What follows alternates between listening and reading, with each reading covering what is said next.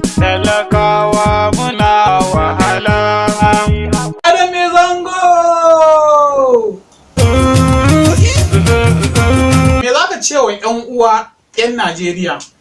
Yan uwana 'yan Najeriya ga kasida duk kwibi. Ina suka gaya mana me ka binciko? Can 'yan dauri na binciko rubutu ne na mazanjiya. To ina son ka gaya mu me da me suka fi na yanzu. Kasashe ga zarafin sani wanda babu batun san zuci. Kash, to kai mana bayani mana kana ta wani kwana-kwana kai mana bayani.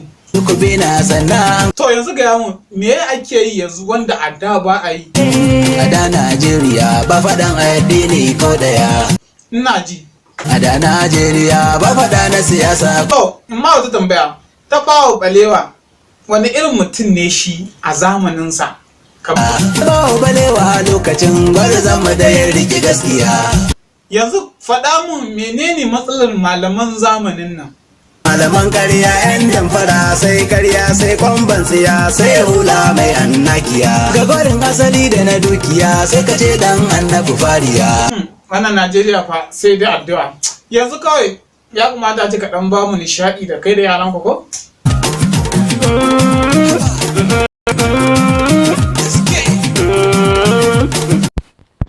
Allah ya tsare mana ƙasarmu na Najeriya da duniya gaba ɗaya, amin.